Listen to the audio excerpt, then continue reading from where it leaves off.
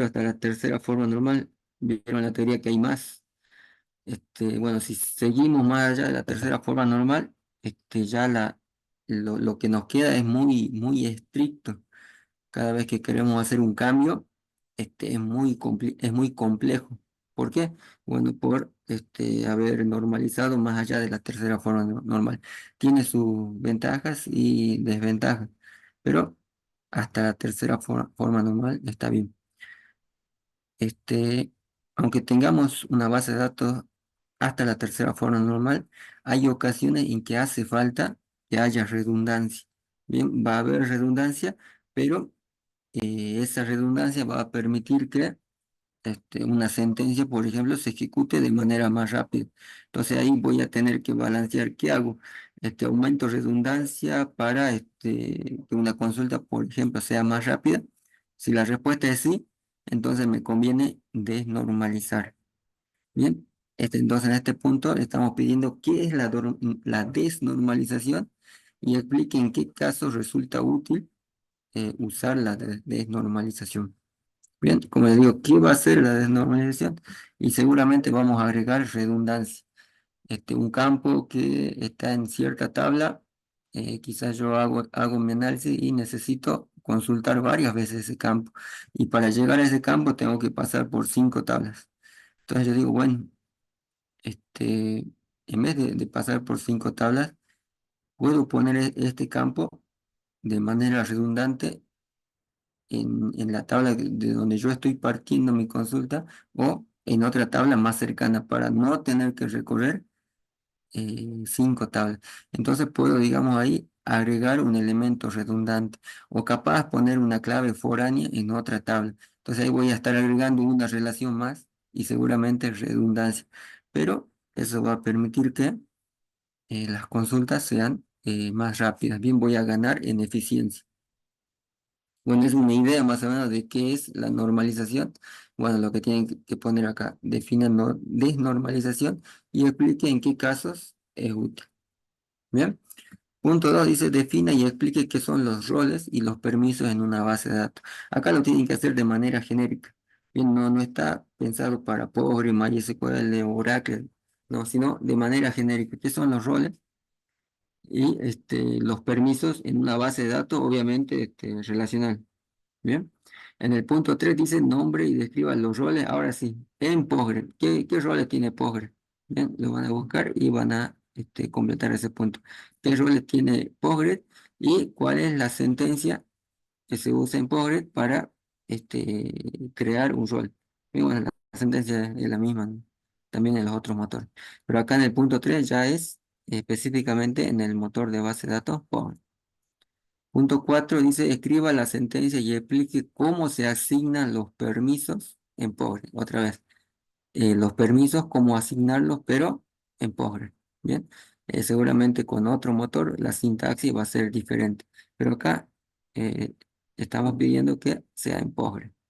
Bueno, y nombre los tipos de permisos que existen, obviamente en Postgre. Bien, capaz que otro motor tiene eh, otros permisos más. Acá solo le pedimos qué tipos de permisos existen, pero en pobre. Punto 5. Escriba un ejemplo de creación de rol y asignación de permiso. Bien, van a buscar la sentencia, con qué sentencia se crea un rol y cómo se asigna el permiso. Bien, no sé, van a tener una tabla ficticia, no sé, la tabla usuario, por ejemplo, y van a crear el rol y van a asignar los permisos. Bien, así un ejemplo va a ser código SQL, digamos, pero que está relacionado con el rol y los permisos.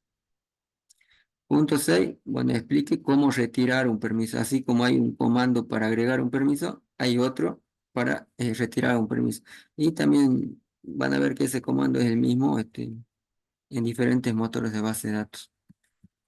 Punto 7, explique qué es la autenticación y qué métodos de autenticación existen en PostgreSQL.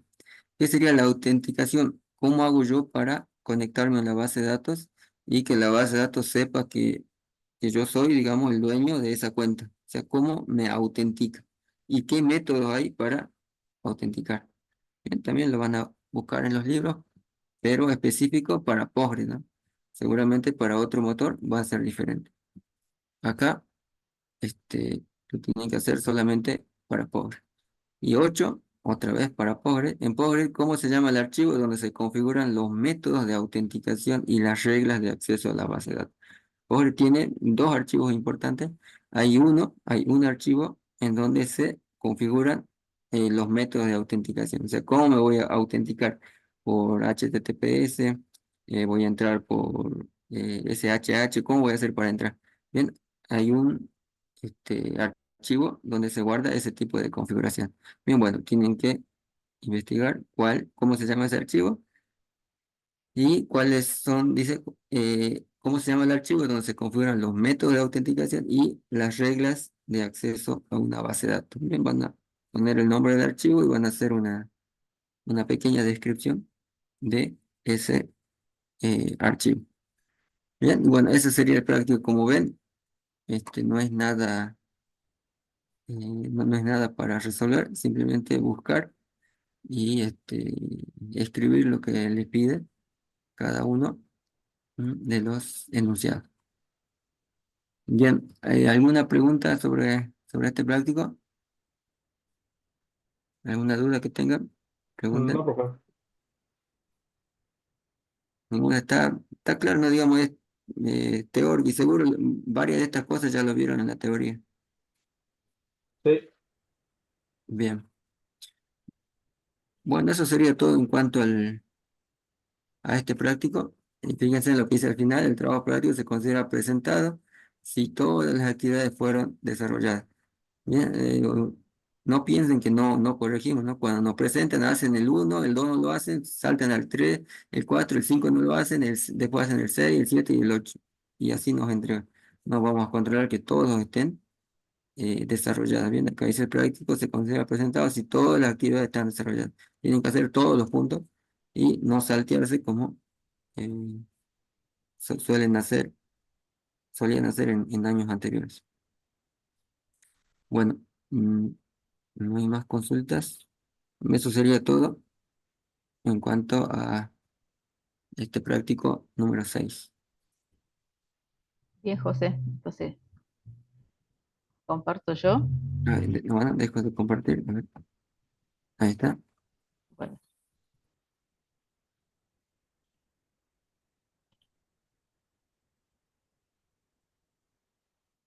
bien, ahí se ve el práctico 7.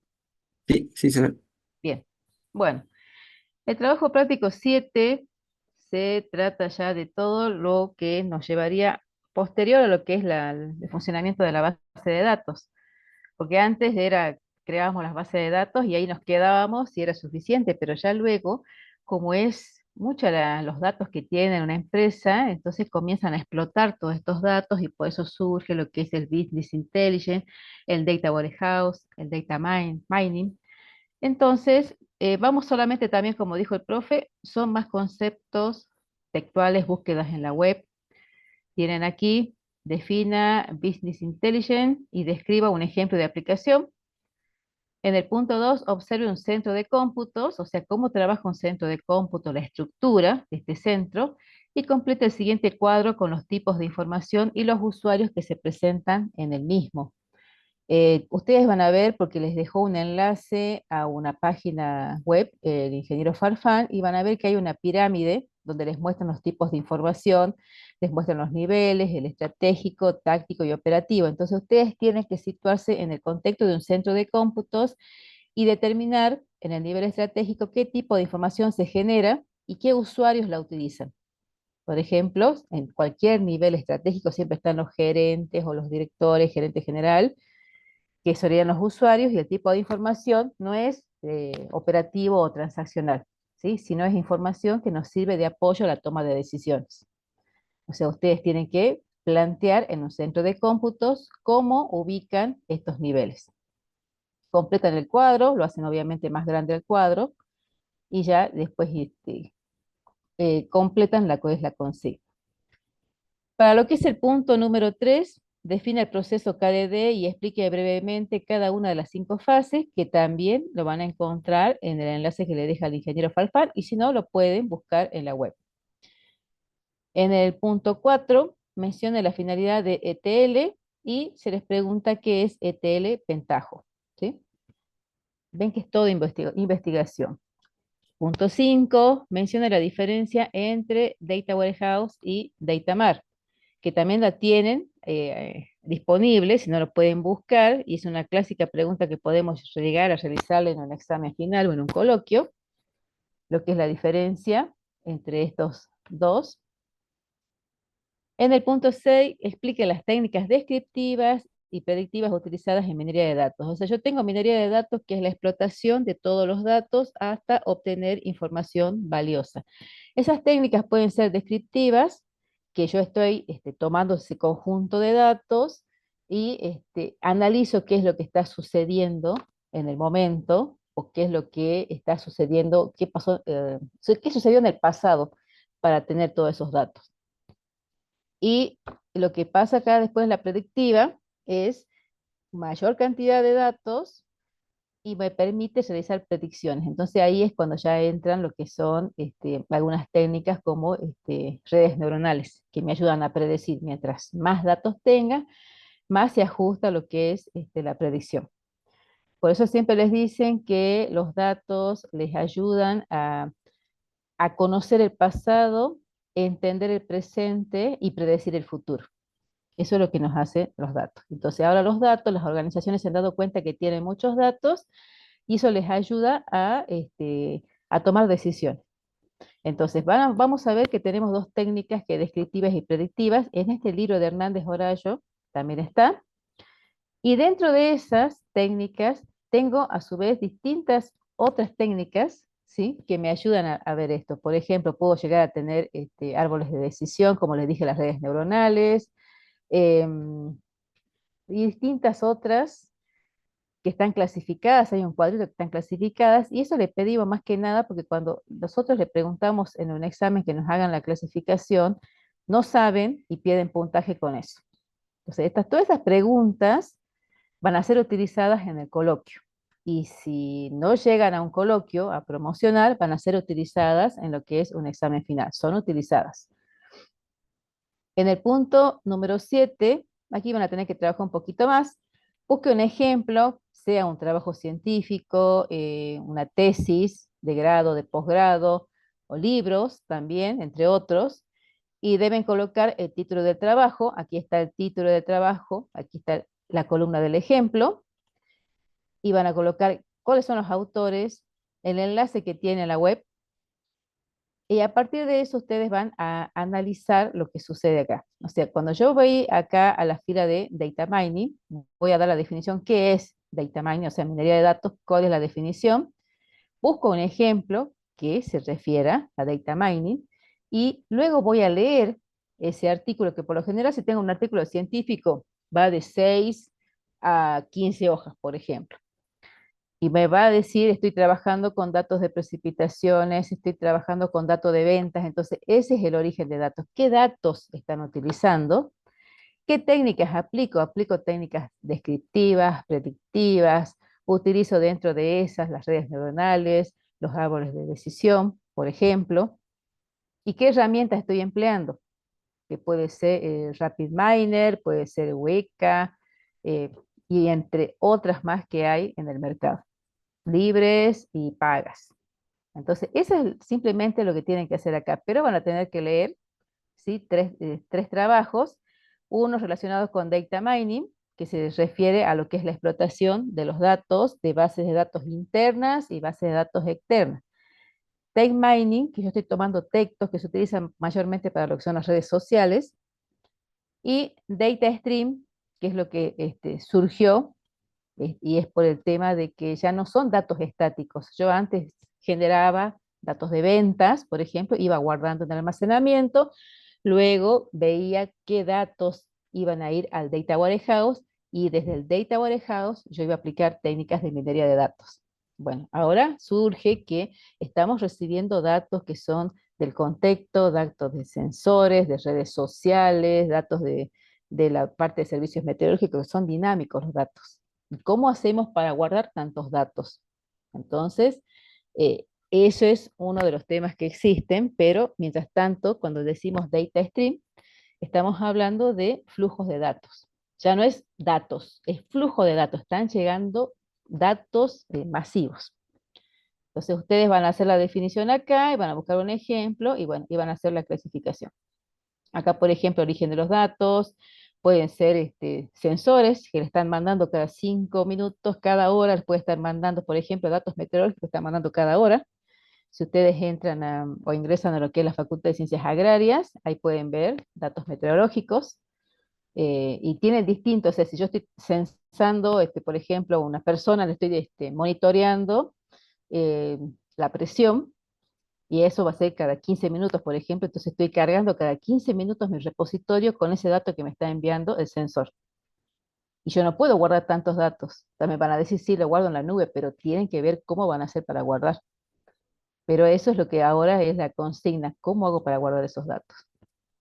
Bien, y ahí terminó nuestro trabajo práctico. La misma aclaración aquí del TP6.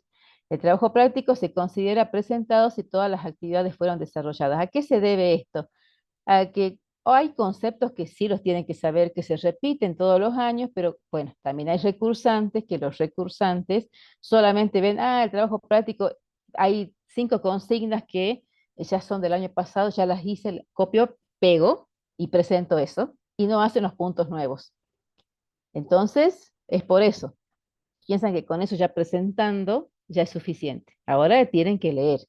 Recuerden, trabajo práctico 1, trabajo práctico 6 y 7, que son trabajos prácticos más teóricos, van a ser considerados esos conceptos para utilizarlos en lo que es el coloquio. O sea, si yo lo hago, puedo entender y si van a preguntarme algo, voy a poder responder en un coloquio. En un coloquio se les hace 5 preguntas que tienen que estar contestadas por lo menos 4 de ellas de forma correcta.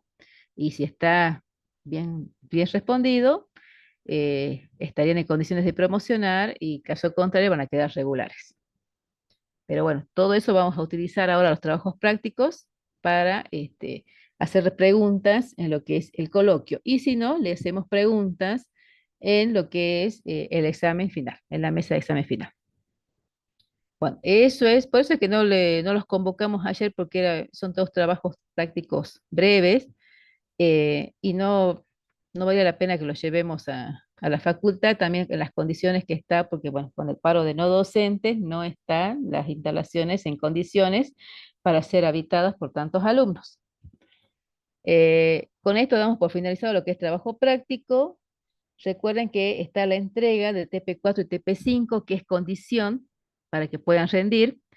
Luego vamos a publicar el listado de los alumnos que están en condiciones de rendir y el próximo lunes esperemos que se solucionen un poco las medidas y podamos asistir a clases, porque nos queda todavía práctico 8, que es de base de datos no SQL.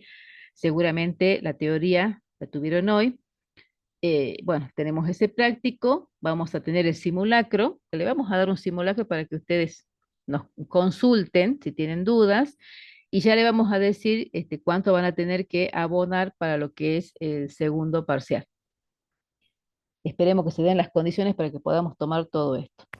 El segundo parcial por ahora va a ser en el aula y va a ser, hasta ahora, va a ser teórico. Vamos a ver si conseguimos todo como para hacerlo práctico, pero bueno, ya le estaremos avisando con tiempo para que tomen los recaudos necesarios en caso de que tengan que llevar computadora.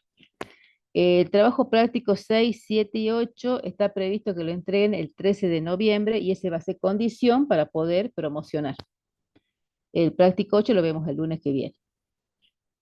O sea, yo presento los prácticos, los visamos, los revisamos a todos y bueno, y ahí ya definimos cuál es la tanda de alumnos que pueden llegar a promocionar. Respecto a la consulta del profesor Quispe, prevista para esta tarde, no va a ser llevada a cabo debido, bueno, a que está la medida de fuerza, entonces ni tendríamos que estar dando clase nosotros en este momento. Así que vamos a no dar esa clase de consulta. Respecto a la clase de consulta que yo doy los días jueves, que es presencial, si siguen las medidas de fuerza ya les avisaré y será virtual. Aprovechen de consultar lo que es la parte de SQL y PLSQL porque si no, ya se les viene encima. Recuerden que esto es práctica, si no practican, no van a poder aprobar el parcial. No es tan sencillo. ¿Qué preguntas han colocado en el chat? Exactamente, el lunes que viene está previsto eso. El simulacro solamente le daremos el fin de semana un simulacro y ustedes lo van resolviendo, después nos consultarán si han comprendido la consigna o si han resuelto bien. Y el TP8 sí se va a explicar. En el caso de que existan las medidas de fuerza parecidas a las del día de hoy, ya les avisaremos y será una clase virtual. Y ya veremos cómo hacemos para correr el parcial. Esperemos que se solucione, como les digo, toda esta situación y podamos al menos llegar a tomar los parciales. José, ¿quieres aportar algo? No, iba a decir que, no sé si vieron, creo que está en la página de la facultad, que ahora Mm, a partir de las 4 hay suspensión de sí, clases presenciales y virtuales, dice, y que va a estar cerrada la facultad. sí, Entonces, para por ese cualquier. motivo es que Bien. no va a haber consulta más tarde. Si para el coloquio entran todos los temas, sí. Entra de todas las unidades, preguntas teóricas de todas las unidades. Porque ya Profesor, vieron hoy de la unidad de base de datos no SQL, o sea que ya está aprendida, por lo menos, si no me sale trabajo práctico, bueno, pero ya está aprendida esa unidad, está explicada la teoría. Lo básico va a ir por lo menos. Lo que sí, recuerden que lo que es el parcial se va a tomar SQL y PL-SQL, o sea, TP4 y TP5. Eso es lo que se va a evaluar, que es lo que podemos evaluar. No le vamos a tomar una base de datos no SQL y tampoco el TP6 y el TP7. Pero eso no significa que no lo van a tener que hacer porque eso va para lo que es un coloquio o va para una mesa de examen. Y bueno, estamos definiendo todavía con qué vamos a trabajar. Vamos a ver con el profe si lo hacemos con MongoDB o qué trabajamos. Ah, Bien. en cuanto al segundo parcial, Mm, la profe dijo ahí que, bueno, no sabemos si va a ser en PC o va a ser escrito, ¿bien? Pero los temas, ¿cuáles van a ser? Bueno, lo que vimos, de PL, bien, trigger, funciones, cursores y demás, solo que todavía no sabemos si va a ser escrito o en PC, a eso se refería. bien. Sí, o sea, y también va obviamente lo que es subconsultas, va el join, va lo que Ujú. es la parte de el Zoom, el Count, todo eso va. Todo. Y al que preguntaba si en el coloquio va toda la teoría, y sí, porque hasta Sí, ahora, ¿cuándo rindieron teoría? O es, sea, nunca, no, nunca lo que viene, lo que rindieron en el primer parcial y recuperatorio es práctica. Y lo que van a tener en el segundo sí, parcial también va a ser práctica, así que los que vayan al coloquio van a rendir la teoría, digamos, de toda la materia, porque no, hasta ahora no, nunca rindieron nada de teoría. así es. En el caso de que por ahí llegan a decir el día lunes, no, va a estar cerrada la facultad por paro, supongamos, veremos de acomodarnos un día martes presencial, no nos queda otra, pero vamos a evitar que se realice un parcial virtual porque hay muchas herramientas en la web que les va a poder resolver el parcial y no es conveniente porque tienen que aprender bien lo que es este tema. El segundo parcial está previsto para el día 4 del 11, el recuperatorio para el 11 del 11 quiere decir que nosotros vamos a tener que corregir rápidamente para hacer una devolución. Y el coloquio para promoción está previsto para aproximadamente sería el 19 del 11. Para el colegio de la promoción, recuerden las condiciones de presentación de trabajos prácticos y de aprobación de parciales. Respecto a los parciales, la pregunta que realizan siempre y que no leen las condiciones que se encuentran publicadas en el aula virtual. Si yo me saqué un 5 en el primer parcial, puedo promocionar si en el segundo parcial me saco 9, no que me saco 8 o me saco 8,50, no, se tienen que sacar 9 o 10, no hay otra chance. Si me saqué un 3, fui a recuperar el primer parcial y me saqué un 5, todavía estoy en condiciones de promocionar siempre y cuando el segundo parcial lo apruebe con 9 o con 10 en primera instancia. Solamente un solo parcial se puede recuperar. Ahora, el alumno que se sacó 9 o 10 en el primer parcial en primera instancia, puede ir al segundo parcial y lo desaprueba, puede rendir el recuperatorio y se saca, por ejemplo, un 5 o un 6, entonces ya está en condiciones de promocionar. Ya usó su chance de recuperatorio y ya le da el promedio de las notas. Lean las condiciones que están publicadas. Uno solo pueden recuperar y nota 5 se acepta, pero siempre y cuando 9 o 10 en el segundo parcial. Por eso es que no se dejó recuperar lo que es la promoción, porque si recuperan la promoción, si yo me saco, tenía 5, digo, voy a recuperar la promoción, me quiero sacar un 7, y se sacan un 3, ustedes después quieren que le hagamos valer la mejor nota, y nosotros le queremos hacer valer la última nota. Entonces tampoco es así. Para evitar esos problemas es que bajamos a 5, que sea la nota, pero en el otro tiene que lucirse. O sea que aquel que se sacó 5 en el primero y ya gastó su chance de recuperatorio, tiene que ir sí o sí por lo que es un 9. Y si se desaprueba, bueno, puede rendir el recuperatorio, pero ya va solamente a pelear por lo que es una regularidad. Espero que haya quedado claro. Cualquier cosa preguntan el lunes. Esperemos que podamos estar presencial. Bien, ¿tienen alguna pregunta? Si no tienen alguna pregunta, entonces lo dejamos libres. Libres para que hagan otras actividades, no libres en la materia. No, profe, entonces. Bueno, nos estamos viendo entonces. Ya le estamos avisando la clase de consulta de jueves.